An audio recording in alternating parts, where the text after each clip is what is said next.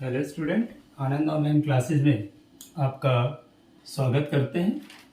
आशा है कि आप लोग हमारे चैनल को सब्सक्राइब कर लिए होंगे और यदि नहीं किए हैं तो आप लोग मेरे चैनल को सब्सक्राइब कर लीजिए, क्योंकि हमारा जो अब क्लासेस चल रहा है वो हिस्ट्री की क्लासेस मैं लेकर शुरू से चल रहा हूँ और 1206 ईस्वी से लेकर चले हैं, जिसमें आप लोगों को पांचों दिल्ली सल्तनत के काल को, जो अंतिम काल जैसे लोधी वंश का था, उसके बाद हम लोग मुगल वंश का पहला वीडियो अपलोड जो किए उसको आप लोग देखे होंगे कि बाबर के द्वारा स्थापना किया गया और बाबर की मृत्यु इब्राहिम लोदी के माँ के द्वारा खाने में जहर मिलाने से हो जाती है। उसके बाद जो गद्दी पे बैठता है वो शासक नसरुद्दीन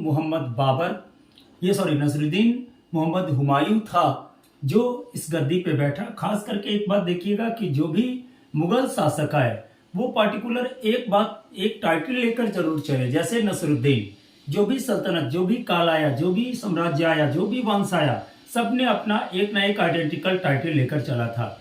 जैसे इसमें भी देखे थे कि पहला शासक नसरुद्दीन मोहम्मद बाबर थे, उसके बाद हमारे नसरुद्दीन हुमायूं मोहम्मद हुमायूं हुए।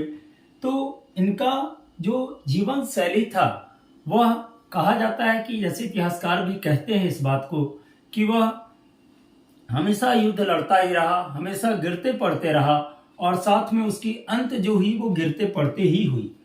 इसके बारे में सबसे बड़ा ये बात सामने आता है कि हुमायूं एक तरह से ऐसा शासक था जो ज्योतिष शास्त्र पर भी विश्वास रखता था। तो एक क्वेश्चन राइज होता है कि हुमायूं कैसे ये बात कहा जा सकता है। तो वो जब भी अपने साम्राज्य में राज्य करता था तो कम से कम 7 हर दिन अलग अलग रंग का कपड़ा पहनता था, अलग अलग कलर्स के कपड़े पहनते थे, जिससे पता चलता है कि वह क्या था। तो वो ज्योतिष शास्त्र में भी विश्वास करता था। चलिए तो अब शुरू हम लोग करते हैं हुमायूं के बारे में। जब बाबर 1530 ईस्वी को 26 दिसंबर 1530 ईस्वी को मर जाता है तो उसके बाद आपके गद्दी पे बैठते हैं हमारे नसरुद्दीन मोहम्मद हुमायूं, यानी हुमायूं 23 वर्ष की अवस्था में 30 दिसंबर 1530 ईस्वी को गद्दी पे बैठा। यह बैठा तो सही, 1540 तक इसका शासनकाल बहुत अच्छा से चला, लेकिन शेर खां के द्वारा पराजित होकर के फिर वो 1540 से 1555 ईस्वी तक 15 वर्षों तक सिंध में, यानी कहने का मतलब ये कह सकते हैं कि जो पंजाब का सिंध प्रदेश है वहां पे उसने यायावर जीवन शुरू किया था। तो सबसे पहले बात करते हैं कि भाई नसरुद्दीन मोहम्मद हमारा 23 वर्ष की आयु में 30 दिसंबर 1530 ईस्वी को गद्दी पे बैठा। उसका जो गद्दी पर बैठने के पहले हुमायूं बदखसा का सूबेदार था, जिस समय आपको उसके पिताजी बाबर थे, और बाबर ने ही कह दिया था अपने जीवन काल में ही कि यदि हमारी मौत हो जाती है तो तुम 4 भाई, हुमायूं जो बाबर के 4 बेटे थे, यानी 4 भाई इसका, हुमायूं, कामरान, मिर्जा अस्करी, मिर्जा हिंदाल 3 भाई और एक चचेरा भाई सुलेमान मिर्जा था। उसमें भी हुमायूं ने बहुत अच्छा नजरिया रखा, क्योंकि इसके पिताजी कह दिए थे कि साम्राज्य को सभी लोगों में बांट देना। इसलिए उसने क्या किया कि जो उसका कामरान भाई था उसको काबुल दिया, उसके बाद मिर्जा अस्करी को संभल दिया, मिर्जा हिंदाल को अलवर एवं मेवाड़ दिया और चचेरे भाई सुलेमान मिर्जा को बदखसा प्रदेश दिया। इसने अपने चचेरे भाई को भी एक प्रदेश दिया था और यही हुमायूं का, यही प्रदेश बांटा जाना हुमायूं का सबसे बड़ा दोष व्याप्त हुआ। इसी बांटे जाने के कारण सब भाइयों में अपना अपना एक देश की भावना रही, जिसके कारण हुमायूं कभी भी एक सफल शासक के रूप में शासन नहीं कर पाया। उसको यायावर जीवन भी व्यतीत करना पड़ा। हुआ ये कि जैसे इसने पहले जो युद्ध नीति इसने अपनाया था, उस युद्ध नीति में ये अपनाया कि लड़ाई लड़ने के बाद ये जनरली क्या करता था, तो संधि कर लिया करता था, यानी पैक्ट कर लिया। पैक्ट करने के बाद उसे फिर से कुछ धन लिया और संधि में कुछ राजे मड़वाड़े के साथ उसने संबंध स्थापित कर लिए संधि करके, और उसके बाद वो फिर से उसे उसी राज्य में छोड़ देता था।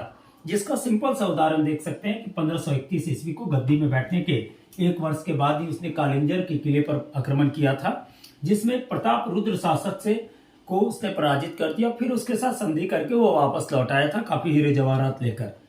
उसके बाद फिर 1532 ईस्वी को अफगान के खिलाफ उसने लड़ाई लड़ा, जिसमें उसका महमूद लोदी, इब्राहिम लोदी का जो यानी इमरान लोदी के चाचा का बेटा जो था मोहम्मद लोदी, और शेर खां के मदद के बाद हुमायूं जीता था उसमें। और जीतने के बाद संधि करके क्या हुआ था कि जैसे इसमें जब लड़ाई हुई तो ये जीत गया, तो फिर वो अफगानों के साथ संधि करके चला आया।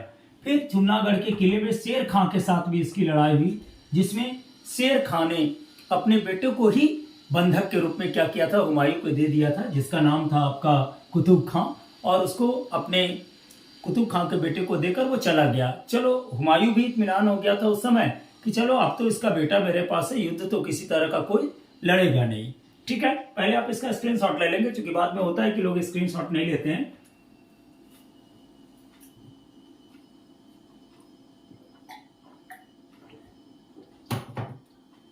चलिए, तो बात कर रहे थे कि कुतुब खां को अपने साथ ले गया और वो इत्मीनान हो गया। लेकिन इत्मीनान होने के बाद फिर से 1539 ईस्वी को आपको चौसा का युद्ध हुआ। चौसा का कहाँ युद्ध हुआ, तो आप देखे होंगे कि अक्सर बिहार और यूपी का बॉर्डर है, वहां पे क्रमनाशा नदी है, उसी वहीं पे एक चौसा का मैदान है।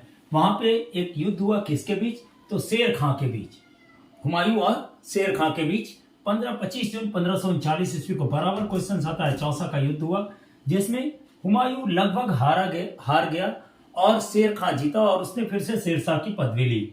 फिर हुमायूं कुछ दिनों के बाद फिर अपने आप को थोड़ा सा उसको क्या किया था कि यह क्या हुआ था, तो उसको मारकर एक नदी के किनारे छोड़ दिया था। फिर एक किश्ती वाला उसे बचा करके उसे ले गया और उसे ठीक ठाक किया, और उसकी तबीयत ठीक हुई। तो फिर वो 1540 ईस्वी को बेलग्राम कन्नौज में लड़ाई लड़ा शेर खां और हुमायूं के बीच में, जिसमें हुमायूं अपने ही भाइयों के कारण, अपने ही भाई के इधर उधर करने के कारण वो क्या हुआ, तो युद्ध को हार गया। और उसी समय 1540 ईस्वी को ही वह बात, युद्ध को हारने के बाद वहां से वो छोड़ करके चला गया।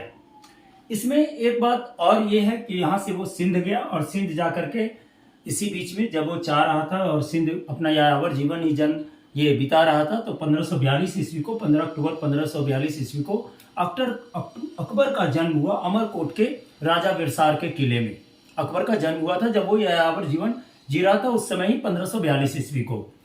इसी बीच में जब वो थोड़ा सा परिपक्व हो गया, मतलब हुमायूं युद्ध नीति के द्वारा 15 वर्ष तक निर्वासित जीवन लगभग व्यतीत किया। उसके बाद उसने सबसे पहले क्या किया, तो वहां ईरान के एक शासक थे, जो कह सकते हैं कि वहां के शाह जो था शासक, ईरान का शासक था, उसने कहा कि यदि तुम अपना सिया धर्म पालन कर लेते हो तो हम तुमको युद्ध में साथ देंगे। हुमायूं ने भी ठीक किया, उस समय सिया धर्म को पालन कर लिया, और सिया धर्म को पालन करके सबसे पहले अपने भाइयों पर आक्रमण किया।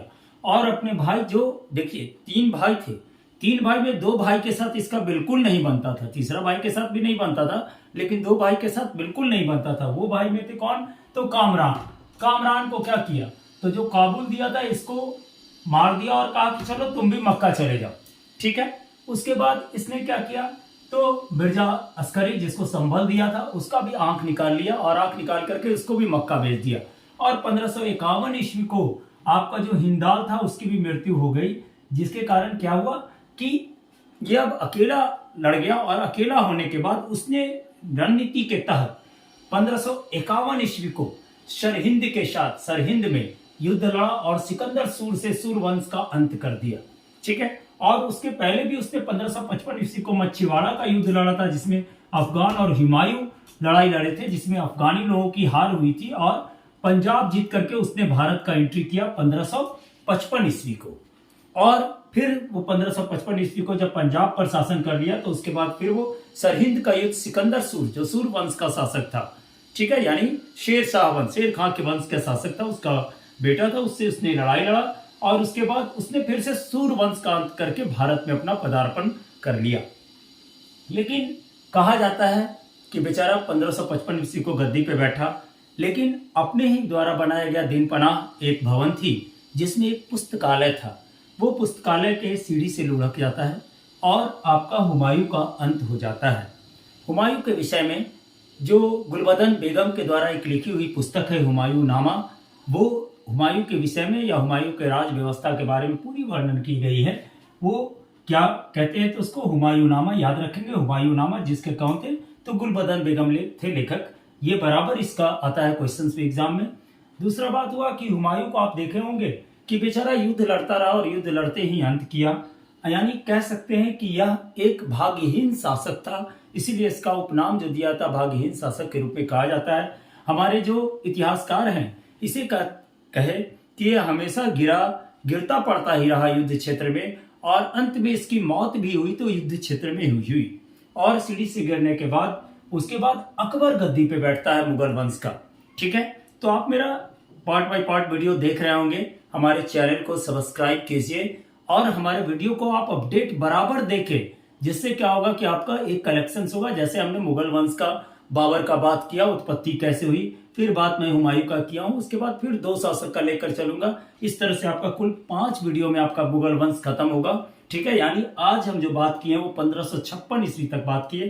पहले बात किए 1526 से 1530, 1530 से 1556 तक, यही इनकी लड़ाई, हुमायूं का लड़ाई के बारे में बात किए। कोई खास काम नहीं, इसने सिर्फ एक नगर की स्थापना की थी जिसको दिन पनाह नगर कहते हैं। चलिए, थैंक यू, धन्यवाद।